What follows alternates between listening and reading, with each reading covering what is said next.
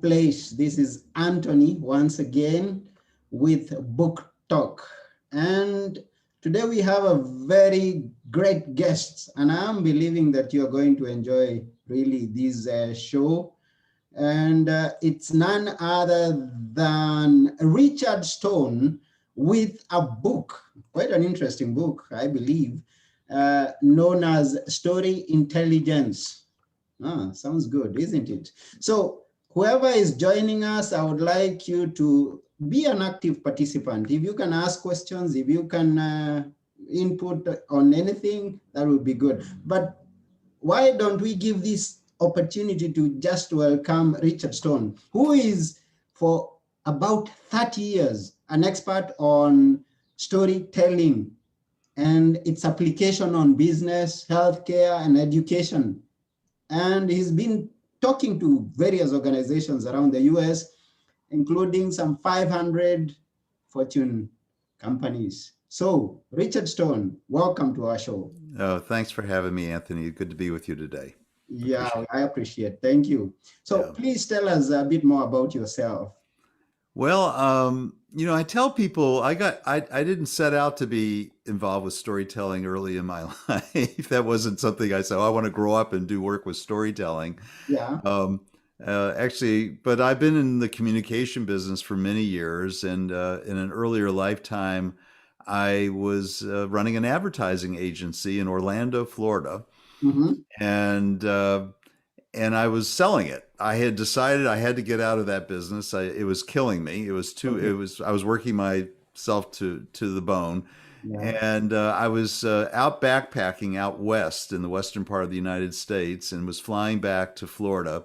And two people were seated next to me on the plane, and they were backpackers. And so, when backpackers get together, have you hiked this trail? Have you hiked that trail? Yeah. And at some point, they said, have you ever been to the National Storytelling Festival? Mm-hmm. And I had no clue what that was. Yeah. But here in the United States, in Jonesboro, Tennessee, which is not far from Atlanta, where I live, maybe about Mm-hmm. 3 or 4 hours, um, about 10,000 people show up the first weekend of October to listen to the best storytellers from around the world. They really bring all the best storytellers from around the world. And it's a very folksy event. They set up revival-sized tents around the town, and Mm-hmm. and people just sit and congregate and listen to these great storytellers. And I got to know these people, and they invited me to come up with them that year. And I went up, and I had like an epiphany in the audience. I was sitting there going, "This is what I'm supposed to be doing." Ah. And I was listening to a third generation farmer from Minnesota, which is in the central part of the country, Okay. talking about his experiences running a farm. And that was about as far from my life experiences as you can imagine. But the power of story is that we can go to other people's places and where they live, and we can experience what they experienced. And for me, Yeah. it was very powerful.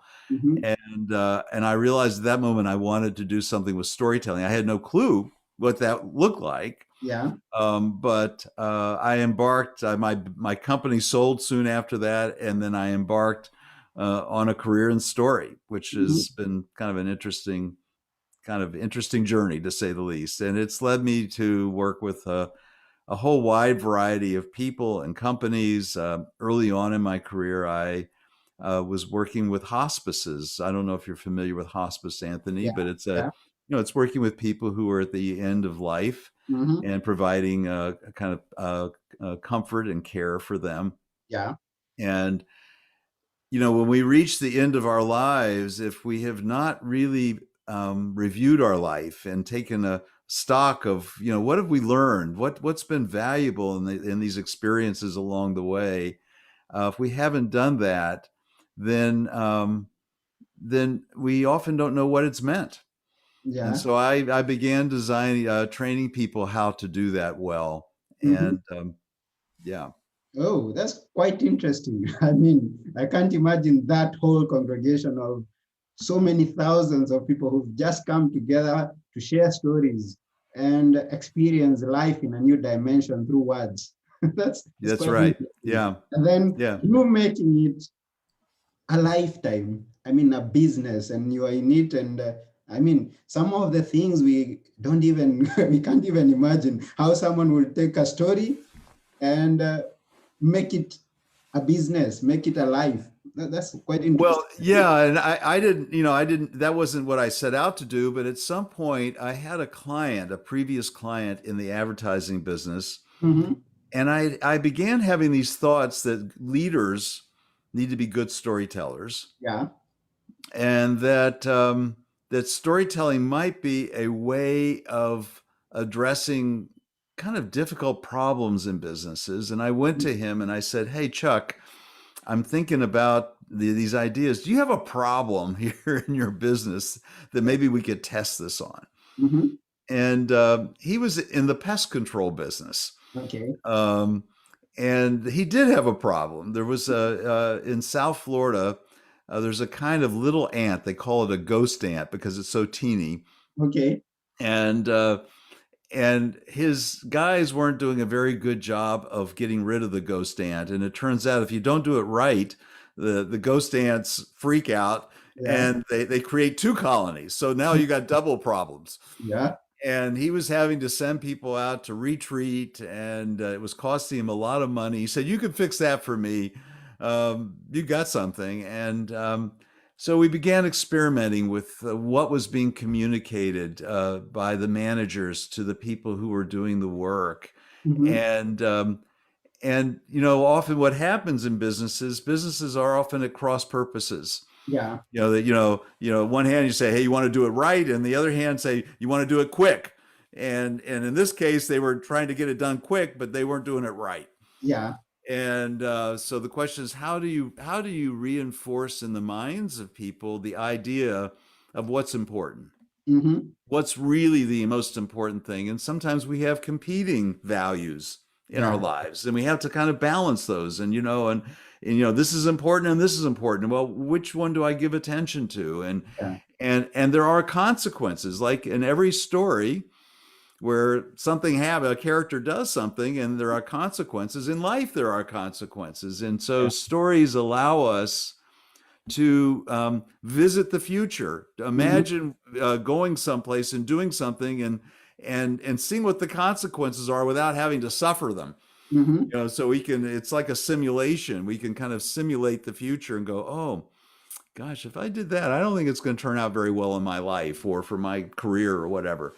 hmm, Um, so that was the beginning of the work for me, and so in the work, one of the things that I tell leaders is that they have to become masters of story. yeah, And so one of the things that we have been thinking about for some time is that we each have an innate capacity to tell stories. In fact, we're hmm, all wired for it, hmm, and most people aren't aware that we're wired for story. yeah, And our brains have been, we've evolved for hundreds of thousands of years, and people have been gathering around central fires every evening to tell stories. And you can go back to hundreds of thousands of years ago to the cave drawings, and you can find those caves in every continent of the world where people were capturing their experiences. yeah, And I think those cave drawings weren't just capturing their experiences. I think they were the early PowerPoints. mhm. I think what people were doing was that they were Yes. teaching Mhm. younger people about, well, if you're going to take down a woolly mammoth, that's a pretty big animal, and it's easy to get crushed or get gored by one of their tusks. So, let me tell you the stories of the things that you need to avoid. Yeah. How do you do this successfully? And Mhm. so we have been telling stories for hundreds of thousands of years. Really, and often they are cautionary tales. Mhm. Don't do this, because if you Mhm. do this, something bad will happen. You're better off to do this over Yeah. here. Mhm. Don't go to that watering hole at 8 o'clock in the morning, because the tiger is always there drinking at 8 o'clock in the morning. And the last person who went at 8 o'clock in the morning didn't come back. Yeah. He became the tiger's breakfast. Yeah. So we've been telling stories for a long time, so we're wired for it. Mhm. And so the idea that we would use stories in our organizational life, but also in our family life, Mhm. um, is not a new idea. We've been doing this forever.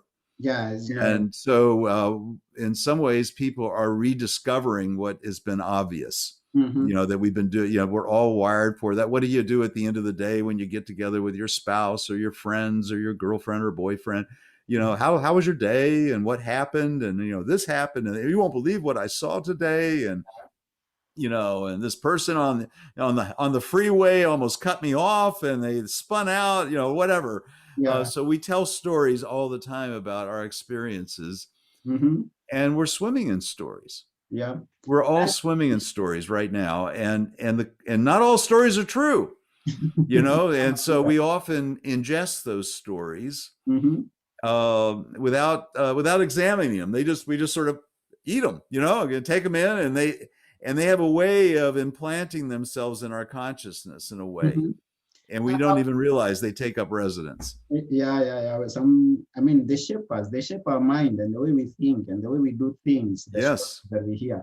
I would be very interested to hear the story you gave or the story that you you made up in order to give the company workers how they were going to control the ghost ants. Oh, the ghost days. Oh boy, we're Yeah. going back a long way. Well, we basically we asked the question, what do we want them to do? Mhm. We want them to behave. Yes.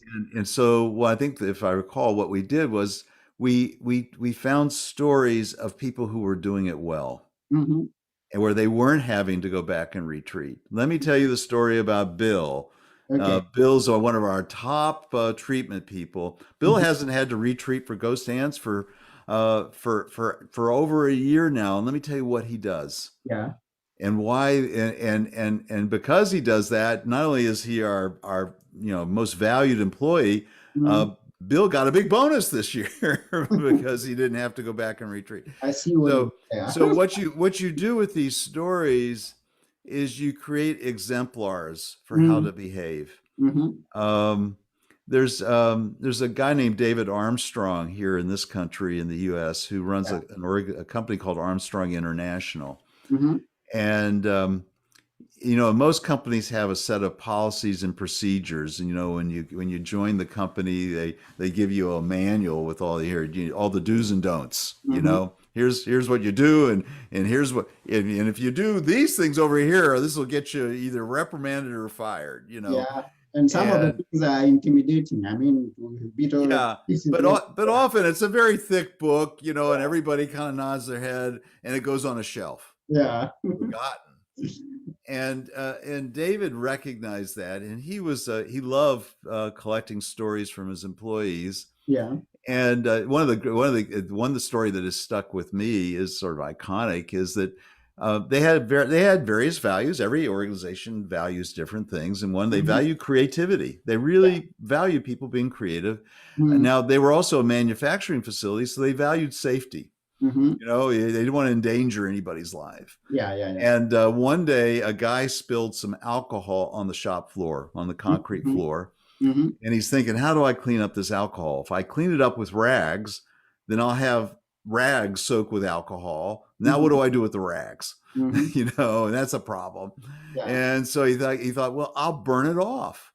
And so he burned. It's a concrete floor. He burned the alcohol off, and it was successful, Yeah. and he got fired because he was being creative, but he Yes. violated the rule that was even a more important rule, which was keeping everybody safe. Yes. He could have possibly burned the place down and Yeah. hurt and destroyed the building, Mm-hmm. perhaps killed people. Mm-hmm. And so you could put in a book, say safety always is more important than creativity, or Mm-hmm. you could tell that story. Mm-hmm. Which are you going to remember? You'll Yeah. remember the story. I remember that story. I read it 30 years ago and I still remember it. Yeah. So Mm-hmm. stories have a way of sticking with us, and Mm-hmm. they become kind of reminders about how should I behave here. And if you look at every religious tradition Mm-hmm. across the world, what are our great religious leaders, what were they doing? They're filled with stories. They give You know stories, the stories Yeah, and stories. Yeah. yeah, there's stories that tell you what to do and what not to do, and show you what happens if you do violate certain kinds accepted norms. Um, so Christianity, Jesus taught with parables, but he Mhm. came out of the Jewish tradition, which is filled with stories. All the Old Testament is mostly stories, but you can go look to the Far East, to Buddhism and Hinduism. What do Yeah, you have? You have stories. yeah, yeah. And all these religions have used story as a way of spreading a perspective and point of view Hmm. to the people who follow them, and Yeah. and they're inspiring. Many of these stories are very inspiring. They inspire us to do better things, to make our lives better, to do the right thing by people, and to lead a good life. They sure do. I actually wrote a book a few months back, my first book, and it's called Be Good for Good. And it's stories of goodness with lessons on life. The Yes. stories, the stories of how I grew up in a farm. And you mentioned the person that you was talking about who was from a farm, and you talked about stories of the farm. You'll find them in that book. So uh, stories are sticking to the mind. I mean, stories help us remember things, and the lessons that are in the stories stick more when we hear stories than when we are just told of some rules. Some, I mean, stories are very great tools to use to Yeah, remember. and I know both in some African traditions and Mhm. Native American traditions, there's been such a deep understanding of how important story was to community life and Yeah. to the survival of Mhm. community. One person I studied with for many years was a woman Mhm. named Paula Underwood, who is Native American. She came out of the Oneida tradition, which in this country before Europeans came here, uh, there was a federation of tribes that stretched all the way from the Northeast almost to Michigan. And it was Mhm. called the Iroquois Federation, and the Oneida were part of those people. Yeah. And they did not, in her, so Paula can trace her lineage back to the Oneida, Mhm. and they did not even have a word for teach. The Okay. closest translation would be enabler of learning. And so Mhm. after the telling of a story, they would never say, "Now let me tell you what this story means and what Yeah. this means." They would never do that. They would say, "What might you learn from this story?" Mhm. Mhm. And they would get a child. They would start very young telling some of these learning tales to children. And Mhm. then, at age 3 or 4, you hear the story for the first time. And then maybe age 7 or 8, then maybe at age 15. Mhm. And as we grow older and mature, we see things differently than, Yeah. year old sees the world differently than a 5-year old. Mhm. And we begin to continue to glean lessons from the stories.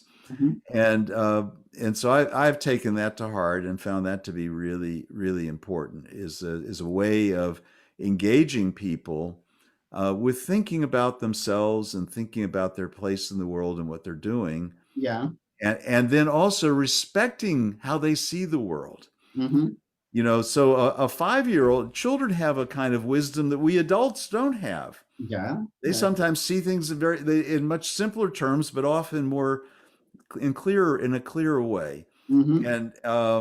And we adults, because we develop habits of ways we see the world, we sometimes can't see the simple things any longer. Mhm.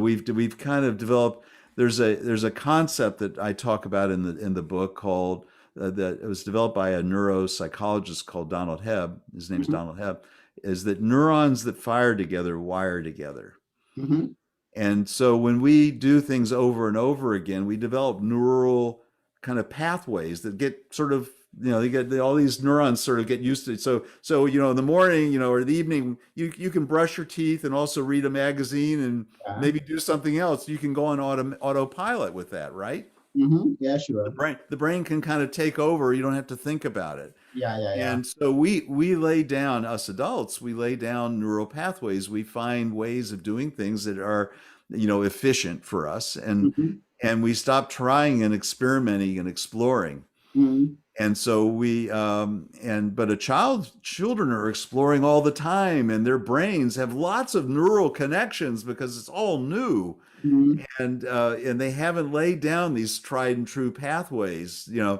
And so they're more open in a sense to the world than we are as adults, because Yeah. we develop a certain way of seeing things that is useful, but sometimes it's not useful. It isn't adaptive for us. Mm-hmm. Um, so one of the things that we adults can do is learning to ask the question, what might I learn from this? Is there another way of seeing the world than the way I've been seeing it? Mm-hmm. Is there another way of seeing myself in my place in my relationships with people? Yeah. Um, and we develop habits of behavior with people that sometimes aren't very useful for us. Mm-hmm. And it's really hard to change a habit because it's wired in.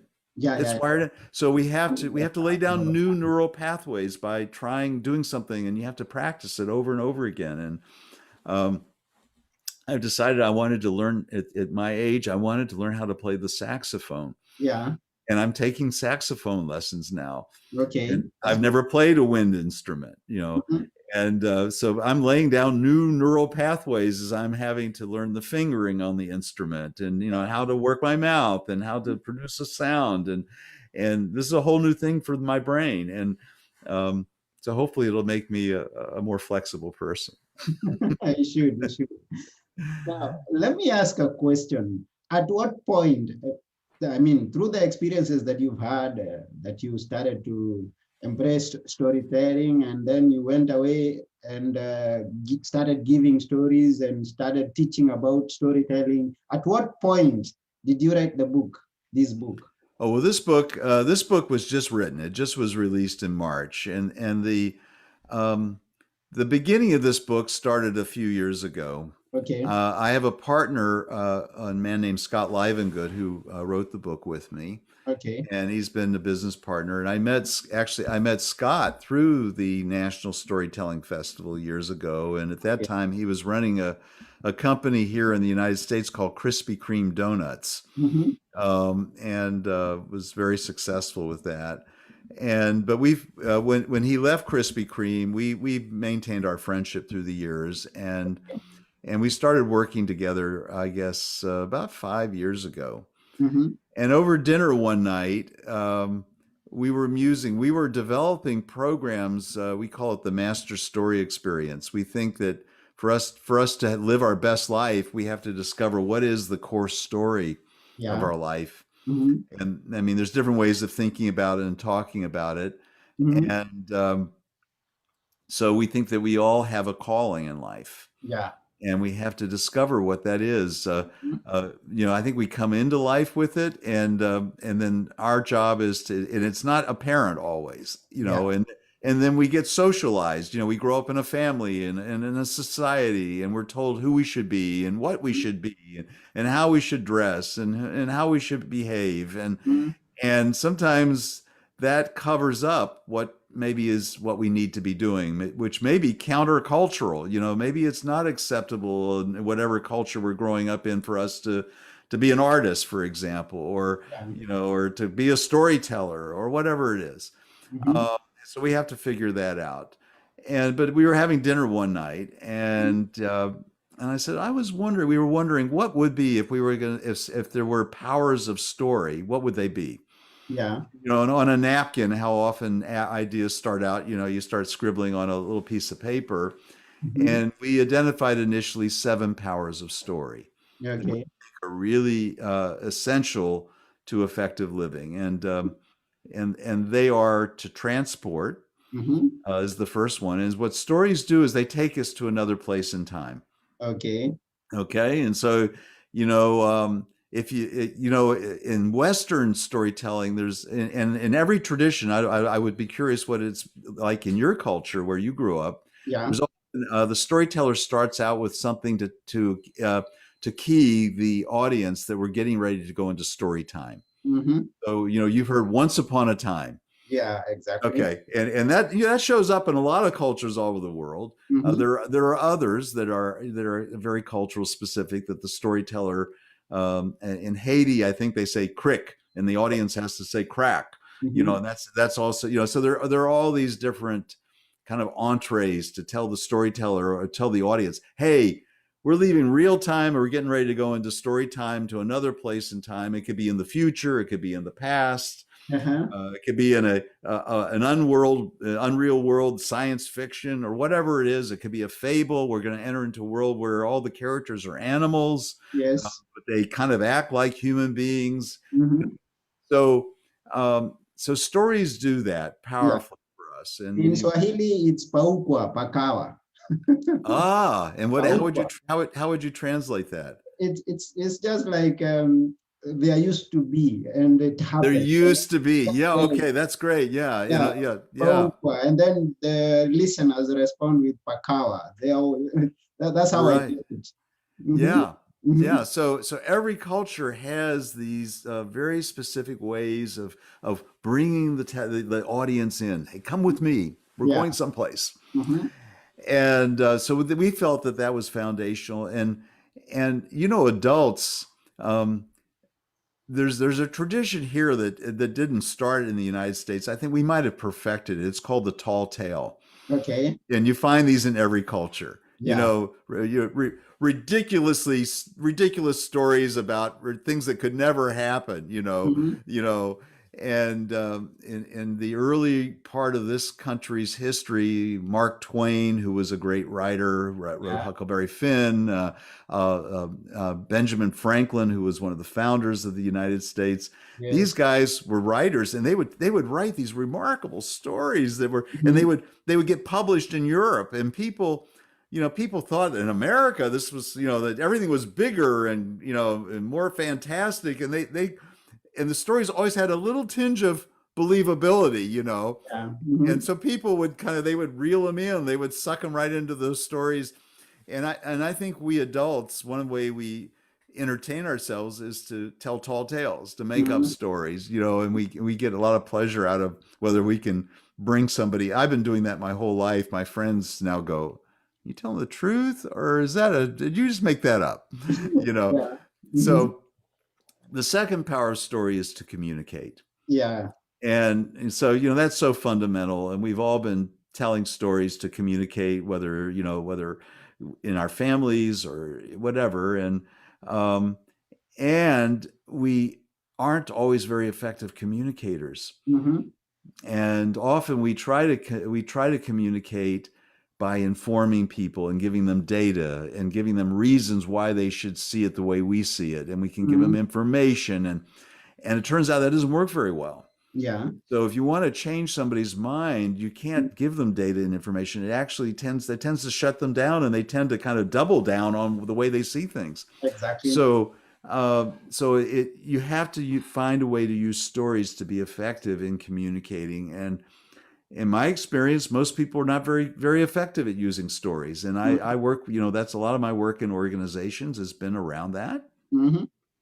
I worked with a very large governmental organization last summer, the beginning of last summer, Okay. and they're part of their reporting. They're required to tell stories of some of the accomplishments, but these Mm-hmm. are all scientists and technical people. Yeah. They were terrible storytellers. They had to learn how to tell stories, and one of the things I often talk about is people go into meetings and they come in with their PowerPoint slides, and the slides are filled with copy, and they just read what's on the slides, and people want to shoot themselves. It's like so boring, I can and imagine the torture. it's torture. It's Yeah. terrible. And so I said, you know what, go in. Don't even bring. Have the data. If someone says, "Hey, show me the data," Yeah.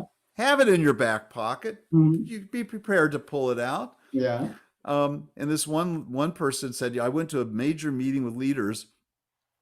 I had some slides with data on. I didn't put them up there. I Mm-hmm. just told a story of something we did in the field that made a difference in a community." Yeah. And my boss afterwards came up and said, "That was the best presentation I've seen in a long while." Mm-hmm. And she was like, "Oh, this stuff works," you know. So anyway, so there's a lot to be unpacked with that, but Mm-hmm. it's really important that we learn how to be storytellers as communicators. Yeah. The third power is to enable learning. So we've already Okay. talked a little bit about that. Yeah. I didn't say to teach, I said to enable learning, because I don't think you really can teach anybody anything, but you can open them to learning new things. And not always everyone is welcome to teaching. I mean, you say you're going to teach me? Okay. Oh, wait a second. Who are you to teach me? Yeah, yeah. You're going to Um, teach me? and so because we've come up with this idea that teach, that means that you have the knowledge I don't, and if Yeah. you just talk for an hour, you can transport it to me, and I'll somehow absorb it. Mm, And the truth is we've probably forgotten most of what we learned in our mm, education because through that kind of education. I agree. So I explore that, and I think that's a crucial thing in education is that we enable people to be able to learn in a more, I think a more enjoyable way, but also more effective way. Yeah, talk of Um, that, and I remember someone, I mean, one of my teachers in high school used to teach us a language, which is Swahili. And he used to come in, and instead of just teaching, he starts to tell us stories, life stories, and he will incorporate those stories with whatever he was about to teach on that day. And I'll tell you that Swahili was the most liked subject in my class. right. And I bet you still remember a lot I of those do still stories. remember. I do still remember many of the stories that he gave us. Sure. Hmm. Yeah. Yeah, Absolutely. So yeah, that's just so right on. yeah. So yeah. So Hmm. the fourth power of story is the power to create meaning. Okay, create And me. so we human beings, we need to find a sense of meaning and purpose in our lives. Yeah. It's essential. Hmm. And if you don't have meaning and purpose, your life is not only feeling empty, you probably won't live a long life, Hmm. and a lot of people go through life and never discover that for themselves. Many, many. Yeah, and that's tragic. So um, there's a lots of things that we can learn from the world of story about how to do that. And so one of the things we try to do is find a sense of what the researchers would call coherence. Hmm. Coherence is things kind of hold together, Yeah. and this part of my life is connected to this part of my life, and the past is connected to the present, and it's Hmm. connected to where I think I'm going in the future. Hmm. And it turns out there's some researchers here in Atlanta at Emory University near Okay. me, and I've gotten a Marshall Duke and Robin Fivouche, and I've become friends with them. And Hmm. they've been studying intergenerational storytelling for 30 years. Okay. The stories we tell in our families Hmm. and across generations from our, we Yeah. hear from our grandparents and from our uncles and aunts. Um, and they found that the best predictor of children having high self esteem and resilience Hmm. is knowing their family stories. Yeah. And so, the question is, why is that? What Hmm. is it? What's happening there? And there's a lot of dimensions to that. But we're born into a story. Hmm. It's already left the train station. That story's ongoing, Yeah. and we're born into a story, and we don't have any stories when we come into this world. Mm-hmm. We have, I think we come into this world with inclinations and sort of personality traits. We're not just completely blank. Hmm. We already have predispositions, and you can see it with siblings are very different. One, if you have a sibling, they may have a whole different personality. Yeah. I agree. Um, but we don't have any stories. And what do we need when we're facing difficulty? Hmm. It's really, we need to be able to draw upon a memory of a time when we faced a difficulty like that and got through it. Good. I And agree. but if I don't have that story, what do I do as a young person? Yeah. And so, so what those but if I have my family stories, if I know what my father and mother did when they faced a challenge where maybe they had to move or they were displaced or they lost their jobs and we went Mhm. through a hard time, but we all stuck together and we got through that. Yeah. Um, that becomes my story. I mean, Hmm. that becomes part of my story repertoire. Yeah. Yeah. Yeah. And so Exactly. now when I face a challenge as a young person, if I don't have a story that can kind of see me through the problem, I can Hmm. go, well, mom and dad got through that, Hmm. like something, I guess I can too. And so that becomes really a crucial touchstone for children Mm-hmm. And they found that children knowing their family stories was a better predictor than anything else of them having resilience and high self-esteem. Oh, So, as we grow older and we mature and we develop experiences, now we have our own body of stories to draw on, yeah. and that becomes useful for us. Mm-hmm. So story is really crucial in the life of families. Yeah. Um, the Create the the meaning. Yeah. Mm-hmm. And there's different kinds of there's a whole taxonomy of reminiscence, where people have studied different kinds of ways we reminisce. And Yeah. um, there's simple reminiscence, which is just sitting around, talking about the good times. Mm-hmm. And even that has value. We developed a product for a healthcare system here in North Carolina Mm-hmm. called Living Stories, in which volunteers would go in and interview patients. Yeah. And they found, and one of the way, and they wanted to focus on the positive. So they said, well, just tell me about growing up and, your favorite memories. Who was your Mm-hmm. best friend? What is the thing you love to do the most? And there's a saying that the body doesn't know the difference between a real event and an imagined one. Yeah, it's And true. so when we're recalling a time as a young person where we did something we love doing, Mm-hmm. it's almost as though our body is back doing that. It's getting bathed with all the biochemistry of that good experience. Mm-hmm. And we found that those kinds of stories actually reduce people's anxiety. Yeah, yeah. Mm-hmm. You know, we know if you watch the nightly news every night, Mm-hmm. and it's filled with all kinds of stories about crime and all kinds of bad things, people Yeah. get scared, and they feel unsafe. I don't watch the news. I don't watch the news myself. Yeah, the news could be, and even though maybe in their town crime Yeah. rate has been going down, but Mm-hmm. as far as they're concerned, it's not safe. It's going up because that's all they're hearing is these stories. Yeah. So the other kind of stories that's reminiscence support is called instrumental reminiscence, which is Mm-hmm. drawing upon a past event Mm-hmm. and a success to help you in the present. Okay. So that's kind of what we were talking about earlier with kids, being able to draw upon these stories of getting through difficulty. Mm-hmm. It becomes important for us as we get older Yeah. to transmit our wisdom to the next Mm-hmm. generation. Mm-hmm. And how do we do that? Often is through stories, right? Stories again. Yeah. Mm-hmm. Yeah. And then the final kind of reminiscence is what's called integrative reminiscence, which is if we think of our life as a book Mm-hmm. that has chapters. Yeah. So, and how do we integrate all the chapters? And even though there may be a chapter where oh boy, that was a terrible time. Mm-hmm. Sometimes we want to leave that chapter out. Mm-hmm. But integrative reminiscence is finding a way to integrate it all together and even seeing the difficult experiences in life as part of our journey. Yeah. Yeah. So Mm-hmm. the fifth power story is to transform. Transform. Yeah. And one of the things we talk about is that we have a term we call it a storyline. Mm-hmm. And so we can have an experience where something didn't go well. Yeah.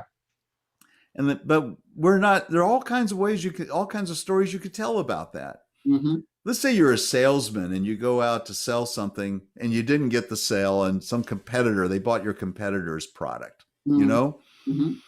Now you could tell a story like, well, oh, those people, they're jerks anyway, and I bet he paid them off. I'm not going to call on those people ever again. Mm-hmm. That's a story you That's could what tell. we. That's That's a what we. story, Yeah. but it has consequences because you'll never call on them again Yeah. and you'll never sell anything to them again. Mm-hmm. You could tell a different story. You go, maybe my presentation wasn't as good as it could have been. Yeah. I'm wondering if I had brought this up, or maybe I had told them a story about a customer who had success with my product. Maybe that would have made a difference. You know what? I'm going to call on them again in 6 months, but I'm going to improve the way I talk about our products and see if that works. Yeah. Well, that's a more empowering storyline, right? Yeah. Yeah. Sure. Yeah.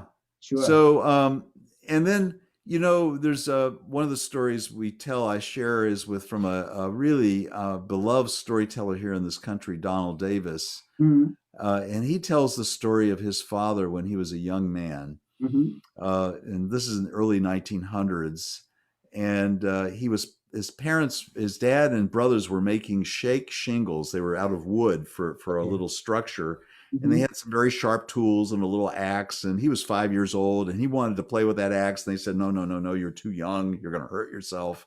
Mm-hmm. And then around 1 o'clock, his mom called them to come in for what's called dinner here Yeah. in the Mm-hmm. South. Mm-hmm. It's lunch, Yeah. and he held back.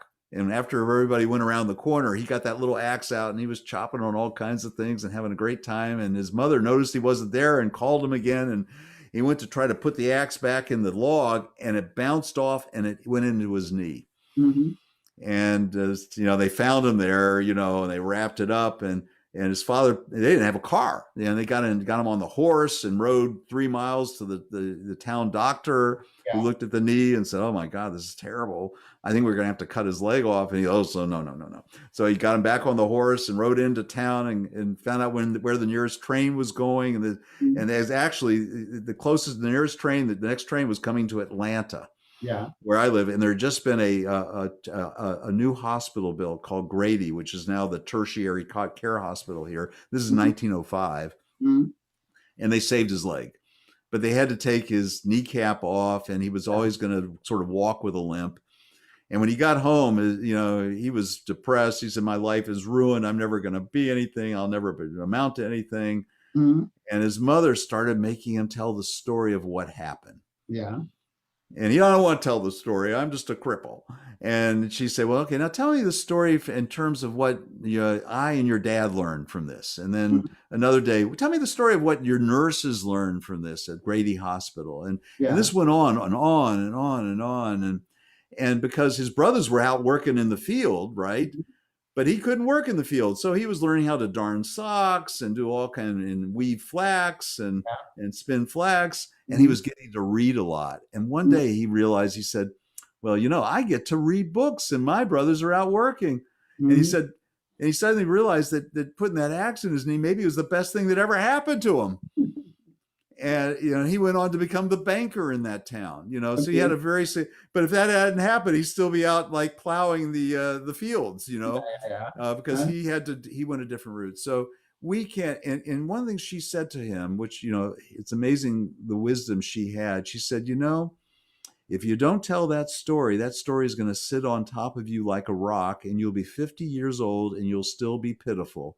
You'll still be 5 years old and thinking you're a cripple. Yeah. But if you tell the story often enough, at some point you can crawl out from underneath that rock and sit on Yeah. top of it. Mm-hmm. And it just becomes a story about something that happened. Do you And it think doesn't that define you." Do you think that most of us are not achieving our dreams because we've been sitting on our story? I think that's true. We've been telling ourselves a story Yeah. that maybe limits us. Okay. Or we bought into a story that was told to us by Yeah. somebody else that said, "Well, you're not very smart. You can't do that. Mm-hmm. You're not smart enough to go to college, or you're not smart enough to do that, or Mm-hmm. you should be doing this, not that." And we go, "Oh, okay." And so we followed along, and we bought that story. Yeah. Okay. And so one of the things that we talk about is so important is that we have to become the authors of our own story. Yeah. So Sure. we have to unpack sometimes the stories we're living. We Mm-hmm. have to kind of take them out and look at them and go, "Where did this story come from?" Mm-hmm. Mm-hmm. "Oh, that's the story my parents told me every day for It's years." not my story. It's not my story. That story Yeah. is not true about who I am. Yeah. And this is a story my society told me about who I am or who I should be. Mm-hmm. And this is a story that's, that my peers told me, but Mm-hmm. that's not who I am. Yeah. So the word author has its roots in the word authority. Yeah. Yeah. So whoever authors your story has authority That's over your authority life. over And who. if we don't take control of the story Mm-hmm. and look at that, and maybe some of those stories are stories we want to keep, Yeah. So, one of the things we say, we have treasures and we have trash from the past. Some of them are treasures. We Yeah, want to keep some of those stories. They're valuable for us. yeah, sure, sure. But some are not helping us and are not useful for us. Mhm. And so we often go to see a counselor, or a psychotherapist often, Yeah. who can help us. They're not enmeshed in our story. Mm. They're outside of our story. That Yeah. story though becomes real for us. Uh-huh, uh-huh. We can't see that it's just a story that we've adopted. Yeah, yeah, yeah. It's the way things are, whereas the person that we're talking with is not in that story and can see other possible storylines, right? Yeah. And so part of the healing process is to suddenly see, oh, I can let that story go. Yeah. I want this story, and I'm going to start going in that direction. I can write a new one. I can write a new story. So I think that's probably maybe the most important thing we could share with your listeners today. Wonderful. I don't know how we're doing on time here, Anthony. We're getting close, but I'll Yeah. tell you the last two powers real quickly. Okay. The sixth is to unite, Unite. Okay. and so we live in a world today which is not very united. Mm. I can just speak about this country, but I think it's true in a lot of other areas of the world Mm-hmm. where people are living very different stories about the way things are. Yeah. And so stories can be used and have been used by leaders in the past to create enmity and fear and distrust of others who are different from us. Mm-hmm. And yet we can also use stories to bring people together. And there I agree with you because what I imagine is there would not be war between two countries if one leader did not come out and speak some words and give a story of what is to happen. No war could have happened, but these wars are started by the words that someone speaks, and they are stopped by words that the leader speaks. So I Yeah, agree to that. I yeah. agree. Words are very powerful, Yeah. and we can look throughout history and even recent history. I mean, on the continent you grew up in, Rwanda. Mhm. What happened in Rwanda? The leaders were fomenting all kinds of. They were calling the Tutsis roaches and less Yeah. than human, Mhm. and so they infected the minds of people to go out and perpetrate terrible atrocities. They So we came don't have to look very far in history, but you can go back. You know, I'm Jewish, so you go back to Nazi Germany. What Yeah. were the stories being told then? Same thing. Hmm. Hmm. The same So thing. yeah, so the last power story maybe is the most important in some kind of ways. Is Yeah. that's to envision possibilities. Okay. And what's really interesting is the part of the brain we use for storing memories and for telling stories Mhm. is also the part of the brain we use for envisioning the future. Yeah. So the better we can imagine the future, imagine the story we want to create in our lives, Hmm. I think the more we can actually make it real. Hmm. So if we can imagine it, we can then construct the roadway to get there. Yeah. And there's some really interesting studies that have been done on this. They took there was a study done in one of the universities here in this country, and they took a group of students. They split them into two groups, Hmm. classic kind of A and B groups. And one, they said, I want you to imagine you getting an A in Hmm. this class. Hmm. Just imagine what it's going to be like when you get your A. Yeah. And the second group, they said, we want you to imagine you get an A, but we want you to think about the steps you would have to take to get an A. Hmm. Tell me the story of what you would have had to do to get to the A. Yeah. And it turns out that group outperformed the other group Hmm. significantly, Hmm. significantly. Yeah. So we know the imagination is a very powerful simulation machine. Hmm. We can simulate the future and then we can then create it. Hmm. So learning how to do that well requires, I think, narrative or storytelling skills. Hmm. And the more we do that, the better we become at it. I think the better we can create the world we want to create. Yeah. Sure. And so one of the things that, I'm going to go back to the six power story to unite again. I have a colleague, who's in Washington, D.C., Paul Costello. Okay. And he's been working with groups of young people in their 20s who've been coming to DC, Mm-hmm. often from war torn or areas of conflict. He started Mm-hmm. out working with Protestants and Catholics from Belfast, Ireland, in Mm-hmm. Northern Ireland before Mm-hmm. there, this is going back 25 years ago, before there was a peace deal that was created. Yeah. And there's an event that happened in 1928. Mm-hmm. It was called Bloody Sunday. Mm-hmm. I don't know. The IRA attacked the British soldiers or the Protestants, and by the end of the day, over 100 people had died. 1,000 homes had been damaged or destroyed, Mm-hmm. and hundreds of people have been injured. Mm-hmm. And he says that story is still told today in the pubs like it happened yesterday. Yeah. Okay. So Mm-hmm. people keep alive stories when they have grievances. They can keep those stories alive. And so he found that when he first started working with these groups, they were trying a different thing. They were trying to kind of have a encounter groups where people were, and it wasn't getting anywhere because everyone had their story, and and the story always made the other group the bad guys. Mm-hmm. And he realized that wasn't very valuable. Mm-hmm. So one of the things he posed to them, he says, I'm interested in your story, your authentic story about your experience, not the story about what happened, but your personal experiences. And the real question is, what story do you want to create now? Yeah. What story do you want to create today Mm-hmm. together? Mm-hmm. And that led to a very different outcome. He's Yeah. been working with Israelis and Palestinians. We've just had another war in that territory.